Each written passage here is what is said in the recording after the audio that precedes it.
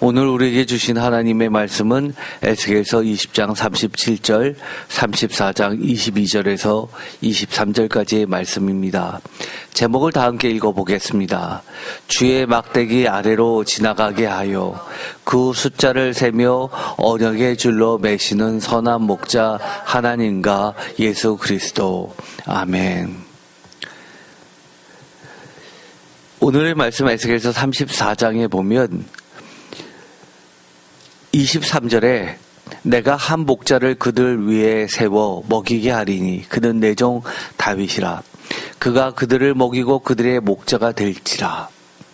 24절 나 여호와는 그들의 하나님이 되고 내 종 다윗은 그들 중에서 왕이 되리라. 나 여호와의 말이니라. 25절 내가 또 그들과 화평의 언약을 맺고 악한 짐승을 그 땅에서 그치게 하리니 그들이 빈들에 평안히 거하며 숲을 가운데서 잘지라 라는 말씀이 있습니다. 우리가 오늘의 말씀을 읽어보면 한 목자는 다름이 아니라 예수 그리스도임을 우리가 알 수 있죠. 예수님께서는 선한 목자라고 요한복음에 말씀해 주셨고 또 에스겔서 34장 22절에 보면 내가 내 양떼를 구원하여 라는 말을 통해서 이것은 분명히 선한 목자 하나님도 됨을 알 수 있습니다. 그래서 선한 목자는 하나님과 예수 그리스도이십니다. 사실 예수 그리스도는 하나님과 본질적으로 뗄래야 뗄 수 없는 본질적으로 하나이시죠. 또 오늘의 말씀 에스겔서 20장 37절에 보면 내가 너희를 막대기 아래로 지나가게 하며 언약의 줄로 매려니와 라는 말씀이 나옵니다.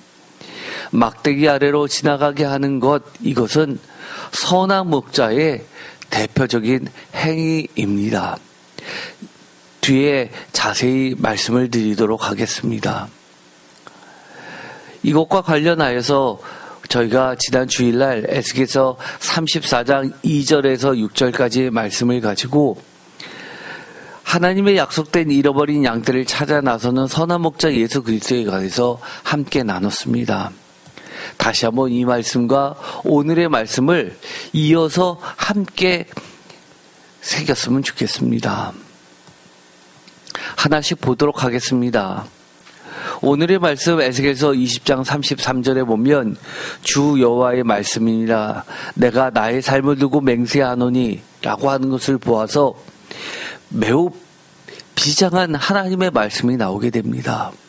하나님께서 나의 삶을 두고 맹세한다 라는 이런 표현이 아주 자주 등장하는 것은 아니기 때문입니다. 물론 성경에는 이런 표현이 나오긴 하지만 이것은 그만큼 나 여호와의 말씀이니라 라는 것보다는 훨씬 더 강도가 세다는 것을 느낄 수 있습니다. 내가 능한 손과 편팔로 라고 하는 것은 하나님의 능한 손, 편팔, 이건 명확하게 하나님께서 능력으로서 강한 권세로서 구원을 하실 때 하셨던 말씀입니다. 그런데 뒤에 말씀을 읽어보면 분노를 쏟아 너희를 반드시 다스릴지라 라고 되어 있습니다. 사실 우리가 흔히 알고 있었던 출애굽할 때 있었던 하나님의 이 멋진 표현, 하나님의 능한 손 편팔이라는 것과 사뭇 다른 이미지를 나타내고 있습니다. 매우 화나신, 심판하시는 하나님을 나타낼 때 이 표현을 쓰고 있다는 겁니다. 대상도 너희입니다. 주일날은 정말 선하신 목자 하나님과 예수 그리스도에 대해서 우리가 함께 말씀을 나눴기 때문에 하나님 그러면 선하신 목자, 예수님 선하신 목자, 너무 좋으신 분 이렇게 생각을 하실 겁니다. 그런데 오늘의 말씀을 읽어보면 명확하게 선하신 목자 맞는데 매우 우리가 받아들이기에 부담스러운 말씀이 나오게 됩니다.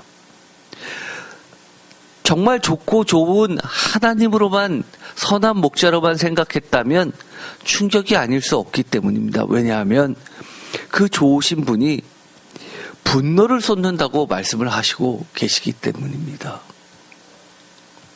34절 능한 손과 편팔로 분노를 쏟아 너희를 여러 나라에서 나오게 하며 너희의 흩어진 여러 지방에서 모아내고, 사실 이 34절의 말씀도 능한 손과 편팔로 라는 이 말씀과 뒤에 있는 여러 나라에서 나오게 하며 흩어진 여러 지방에서 모아내고 라는 말과는 잘 어울리지만 그 가운데 있는 분노를 쏟아 라는 말하고는 사실 어울리지 않습니다. 분노를 쏟아 라는 말을 빼놓고 이야기한다면, 출애굽을 시켰던 하나님, 또한 바벨론 포로로 끌려가고 여러 나라로 이방 땅으로 흩어졌던 이스라엘 백성들, 하나님의 양떼를 강하신 능력으로, 권능으로 다시금 출바벨론하게 하시고, 또 디아스포라 유대인들을 다시금 모아서 흩어진 여러 지방에서 다시금 불러 모으시는 선하신 목자 하나님을 연상케 합니다. 그런데 가운데 우리가 정말 듣고 싶지 않은 분노를 쏟아라는 말씀이 있게 됩니다. 왜 그럴까요? 35절 너희를 인도하여 여러 나라 광야에 이르러 거기에서 너희를 대면하여 심판하되, 36절 내가 애굽 땅 광야에서 너희 조상들을 심판한 것 같이 너희를 심판하리라. 주 여호와의 말씀이니라. 이 35절과 36절은 아까 읽었었던 말처럼 34절처럼 분노의 또 다른 표현, 심판의 이미지를 그대로 나타내고 있습니다. 심판하겠다, 심판하시겠다. 그런데 광야에서 심판하시겠다는 겁니다. 사실 이 그 다음 말씀을 읽어보면 우리가 어느 정도 이해하기 쉬운 말씀이 나오게 됩니다. 37절 내가 너희를 막대기 아래로 지나가게 하며 언약의 줄로 매려니와, 사실 이것은 대표적으로 선한 목자의 이야기입니다. 막대기 아래로 지나가게 하고 언약의 줄로 매는 이 모습은 선하신 목자 또는 목동이 푸른 풀밭에 낮에는 아침 일찍 양들을 끌고 나가서 푸른 초장에서 먹이게 하고 물가에서 쉬게 하면서 목을 축이게 했다가 해가 질 즈음 해서 다시금 양떼들을 집으로, 우리로 데리고 들어오면서 문 바로 앞에서, 우리를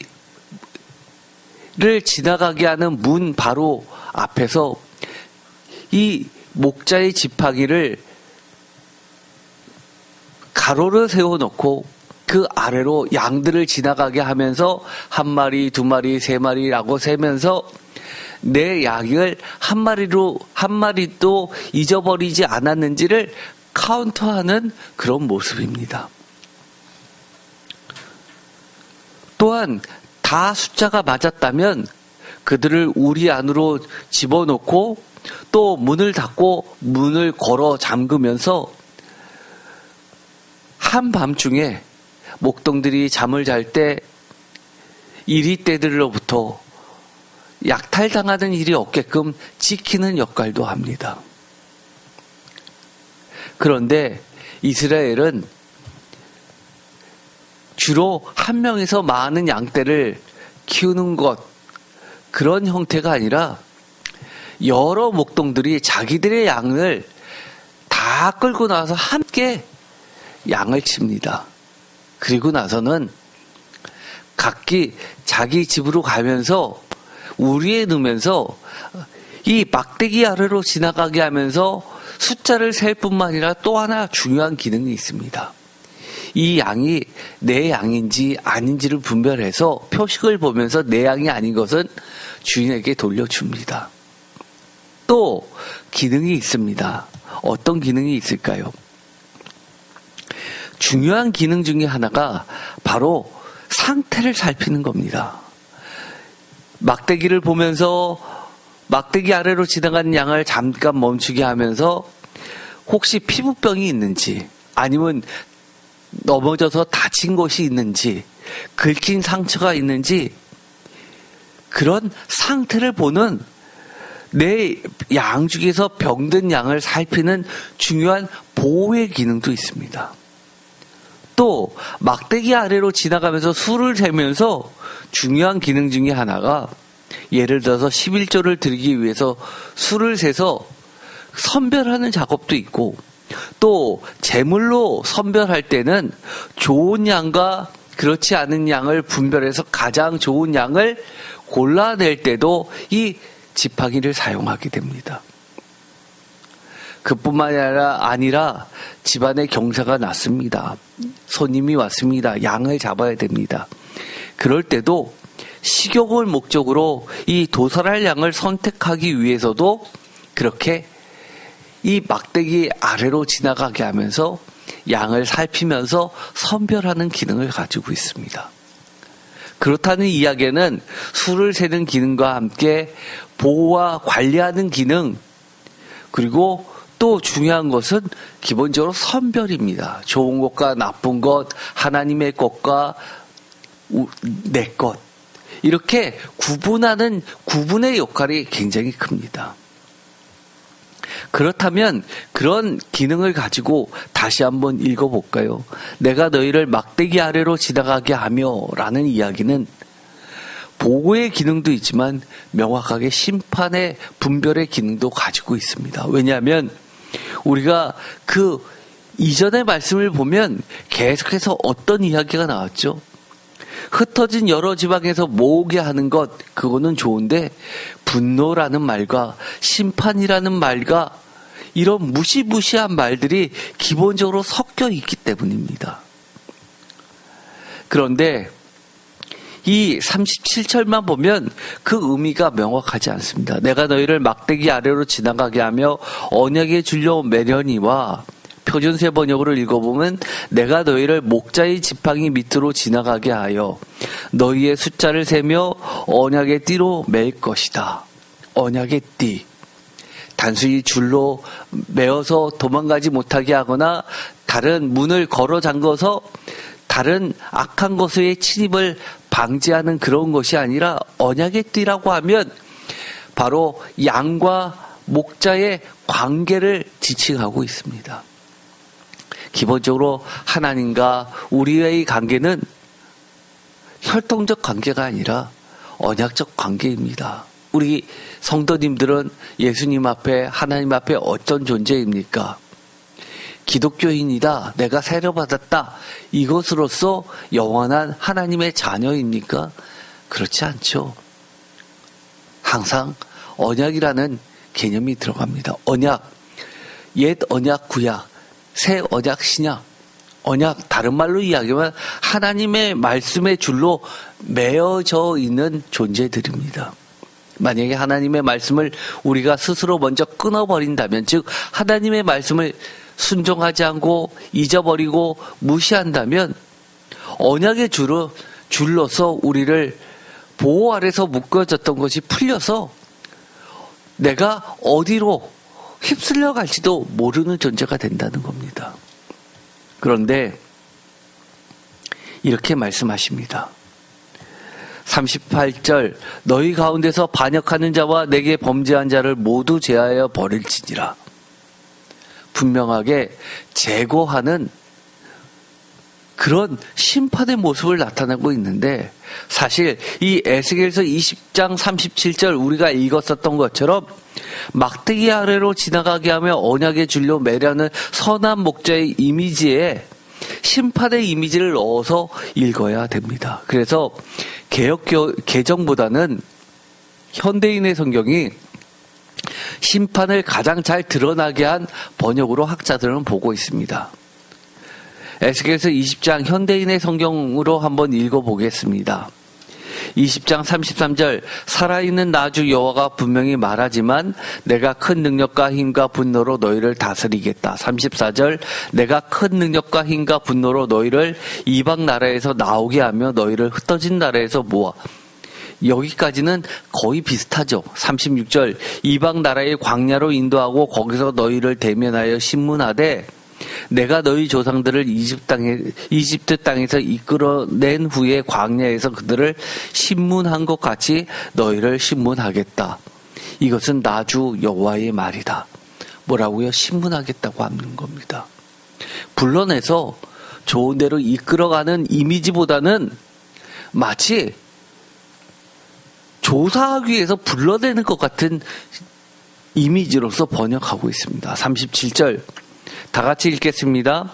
내가 너희를 단단히 단속하여 나와 맺은 계약을 지키게 할 것이다. 완전히 번역이 틀리죠. 36절을 공동 번역으로 읽어보겠습니다.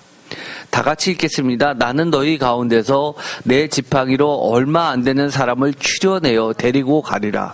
나에게 반항하고 나를 배신하던 자들도 지금 포로 생활하는 땅에서 데리고 나오기는 하겠으나 37절 공동번역으로 읽겠습니다. 너희에게서 갈라내어 이스라엘 땅으로 들어가지는 못하게 할 것이다. 그제야 너희는 내가 야훼임을 알리라. 어떠신가요? 이 공동번역과 표준세번역으로 읽어보니까 개역개정으로나 표준세번역으로 읽었었던 거하고 느낌이 완전히 다르죠. 먼 이방 땅에서 출발발론 시키고 흩어졌던 땅에서 다시금 불러주시는 거는 너무 좋습니다. 완전히 자유와 해방과 새로운 이스라엘, 정말 기다리고 기댔던 고국 땅으로 돌아오는 줄 알았는데 이렇게 하시겠다는 겁니다. 불러서 이스라엘 땅으로 들어가기 전에, 약속의 땅으로 들어가기 전에 마치 애굽에서 출애굽해서 가나안 땅으로 들어가기 전까지 긴 광야 시간처럼 광야로 데리고 나와서 광야에서 너희를 불러내서 신문하시겠다는 겁니다. 공동번역처럼 너희 가운데서 내 지팡이로 얼마 안 되는 사람을 추려내서 데리고 가지만은 그리고 나에게 방한하고 나를 배신하는 자들도 지금 포로 생활하는 땅에서 데리고 나오기는 하겠지만 이스라엘 땅으로는 들어가지 못하게 한다는 겁니다. 확실하게 갈라낸다, 솎아낸다라고 말씀을 하십니다. 이런 이야기를 들으면 어떤 생각이 들까요? 그럼 뭐하러 나를 출바벨론 시켰지? 뭐하러 나를 출애굽 시켰지? 그냥 거기 있게 하지. 기껏 나왔는데 약속된 땅에는 들어가지 못하고 그렇게 심판을 하실 바에는, 광야에서 죽게 할 바에는 뭐하러 불러내셨지? 마찬가지입니다. 우리가 하나님의 은혜로 부르심을 받았습니다. 그래서 전에는 이게 사는 거구나라고 생각하면서 살았는데 죄악된 세상에서 우리를 불러내셔서 죄가 뭔지를 가르쳐 주시고 하나님의 말씀을 가르쳐 주시고 우리가 회개해서 하나님을 만나고 하나님을 잘 믿겠다고 했습니다. 그런데 신앙생활을 하면 할수록 여러 가지가 걸리적거립니다. 세상 사람들과 똑같이 세상 사는 방식대로 그렇게 하려다 보니까 이것은 죄 때문에 못하고 저거는 뭐 때문에 못하고 그래서 꾀가 나서 점점 하나님을 멀리 갑니다.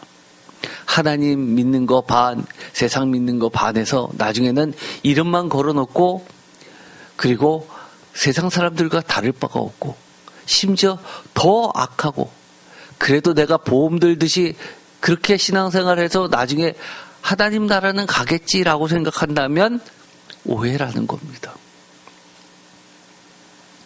우리가 가만 생각해 볼까요? 그러면 뭐하러 그냥 놔두지. 왜 그랬을까? 우리가 성경에서 광야 생활을 한번 봅시다. 이스라엘 사람들에게 있어서 선지서에서 광야는 어떤 것일까요? 예레미야 선지자가는 이렇게 이야기합니다. 광야 했을 때 가장 먼저 떠오르는 게 하나님과의 첫사랑의 기간이었습니다. 아름다운 기간이라고 합니다. 그리고 많은 선지서들은 다 광야를 뭐라고 하냐면 하나님과 직접 대면했던 시간으로, 하나님이 직접 우리를 다스렸던 시간으로 보는 겁니다. 아름다운 시간이었다는 겁니다. 그런데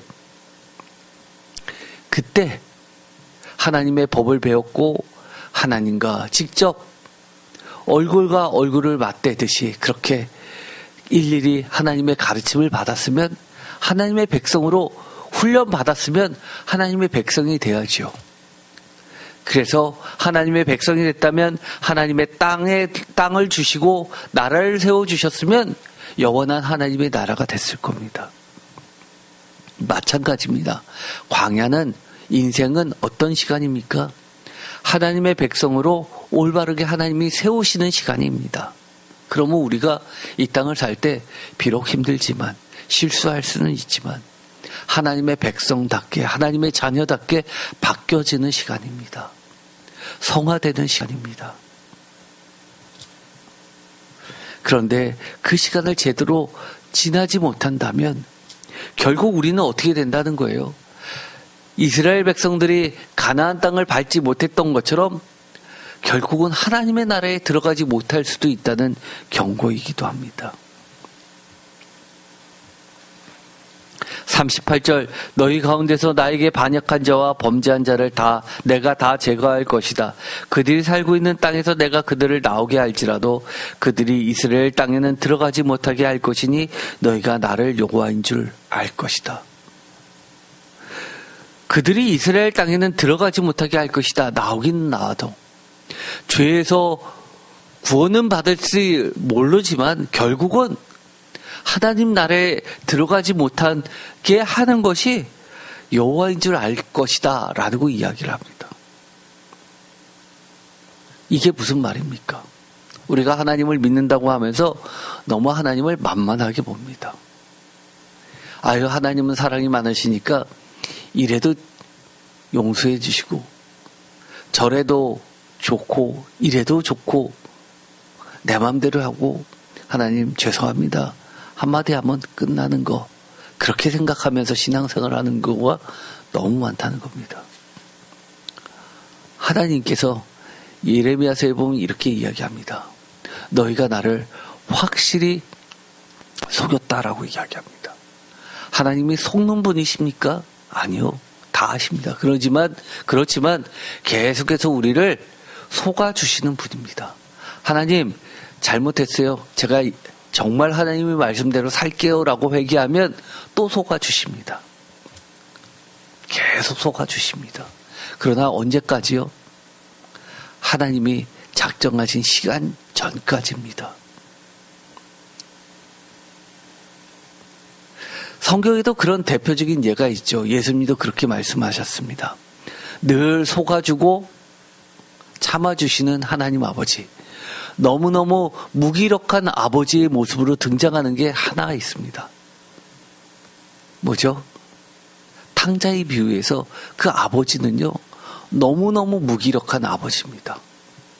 자식이 해달라는 대로 다 해주고, 그리고 자식이 나가니까 돌아오기만을 기다리면서 돌아오면 또 너무너무 좋아하시는 아버지로서 야단도 못 치시고 혼도 못 내고 기강도 못 세우는 무기력한 하나님 아버지의 모습입니다. 우리가 하나님 아버지를 늘 그렇게만 생각하십니까?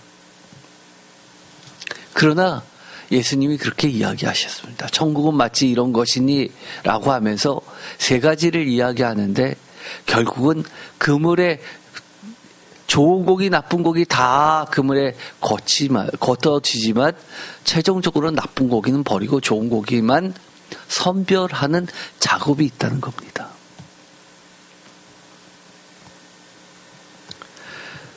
에스겔서 20장 39절 주 여호와께서 이같이 말씀하셨느니라. 이스라엘 족속아 너희가 내 말을 듣지 아니하거든 가서 각각 그 우상을 섬기라. 그렇게 하려거든 이후에 다시는 너희 예물과 너희 우상들로 내 거룩한 이름을 더럽히지 말지니라. 39절에 보면 너무 충격적이죠. 뭐라서요? 하나님께서 너 하나님 믿기 싫어? 하나님 말씀대로 살기 싫어?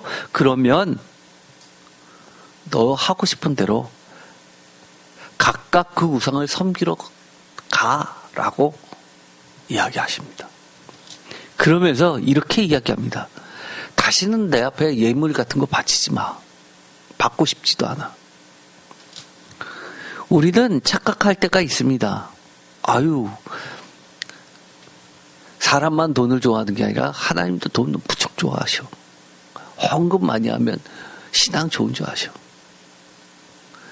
돈 많이 갖다 내면 집사도 되고 권사도 되고 장로도 되고 목사님이 쩔쩔매셔. 이런 분들 생각보다 많습니다. 하나님은 뭐라고 이야기하시냐면요. 내가 받아준다고 이야기합니다. 어떻게 보면 내가 하나님께 드리는 예물을 하나님께서 받아주시는 것 자체가 귀한 겁니다. 그것이 감사할 일입니다.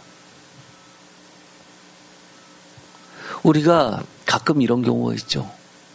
식사 같이 합시다라고 하는데 어떤 사람은 기쁘게 그렇죠 하면서 같이 식사를 하는 분이 계시는데 거절하는 분들 계십니다.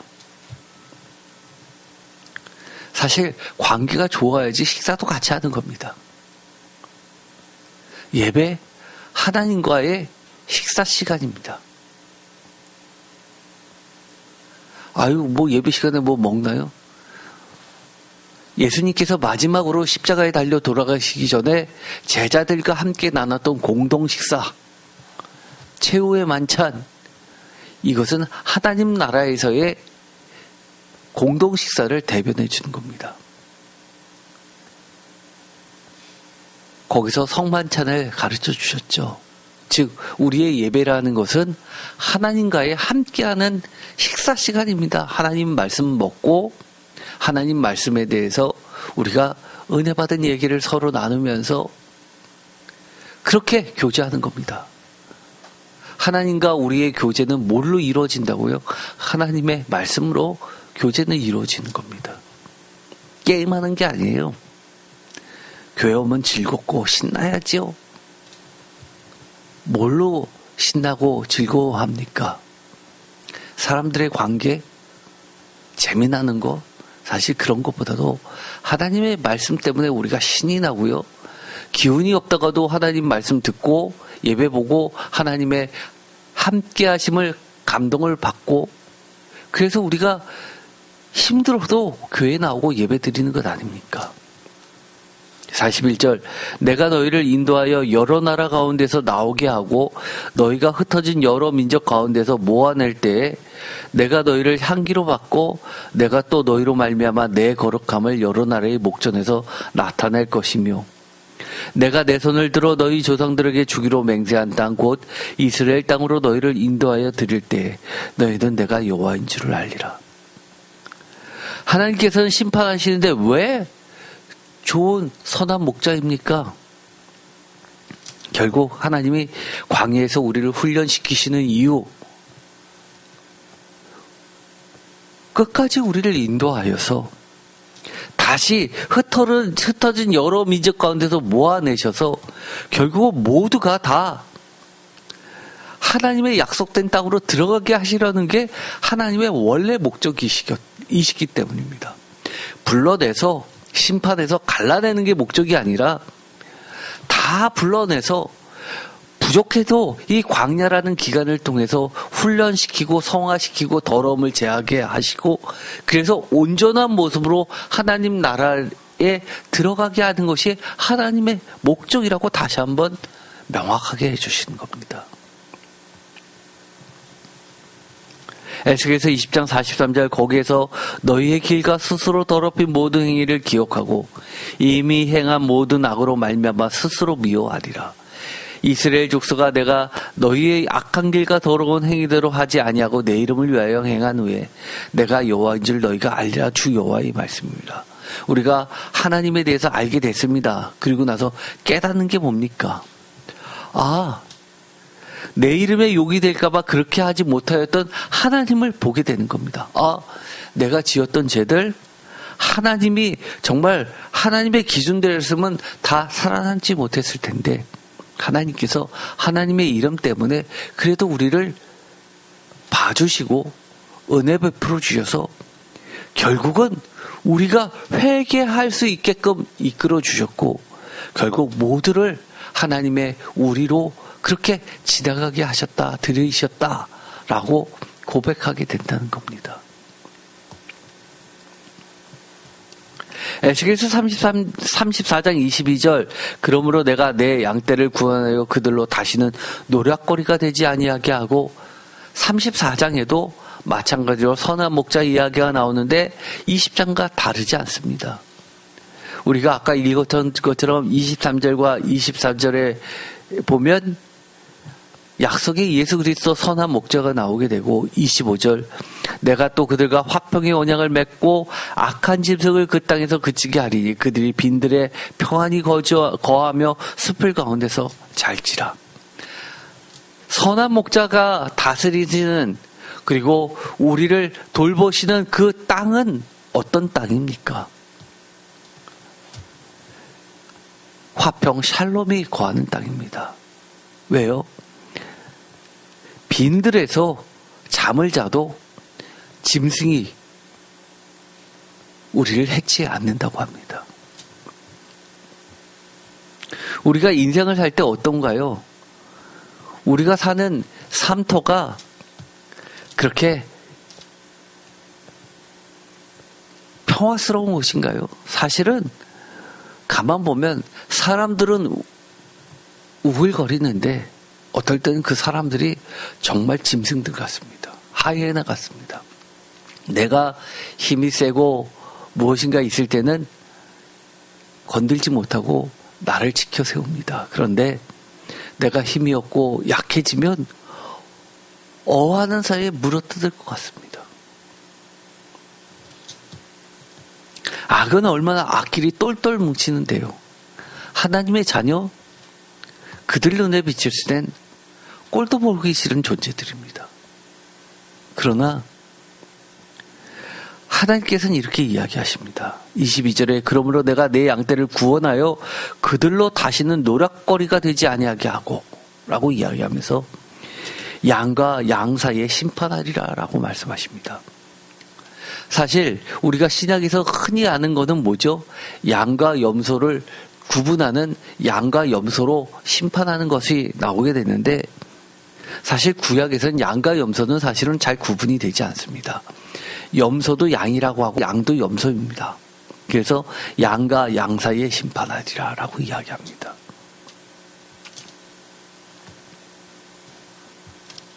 에스겔서 34장 30절 그들이 내가 여호와 그들의 하나님이며 그들과 함께 있는 줄을 알고 그들 곧 이스라엘 족속이 내 백성인 줄 알라 주 여호와의 말씀이라. 이렇게 되면 어떻게 되죠? 그들이 우리가 하나님의 양이라는 걸 알면 어떻게 될까요? 내 백성이라는 걸 알면 어떻게 될까요? 함부로 못 건드리죠. 하나님의 자녀를 어떻게 건드립니까? 31절 내 양 곧 내 초장의 양 너희는 사람이요 나는 너희의 하나님이라 주 여호와의 말씀입니다. 너무 멋집니다. 내 초장의 양이라고 이렇게 이야기하시면서 너희는 사람이다 나는 하나님이다 라고 얘기해 주십니다.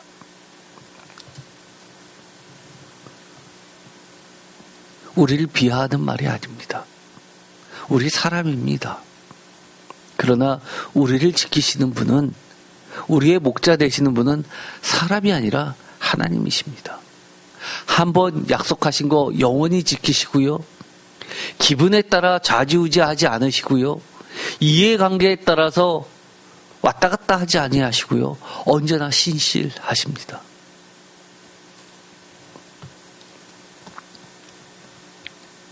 에스겔서 34장 26절 내가 그들에게 복을 내리고 내 산사방에 복을 내리며 때를 따라 소낙비를 내리되 복된 소낙비를 내리라. 그런 하나님께서 우리에게 계속해서 강조하시는 것은 아낌없이 풍족히 복을 내려주신다는 겁니다. 27절 그러한즉 밭의 나무가 열매를 맺으며 땅이 그 소산을 내리니 그들이 그 땅에서 평안할지라. 그 땅이 어떤 땅입니까?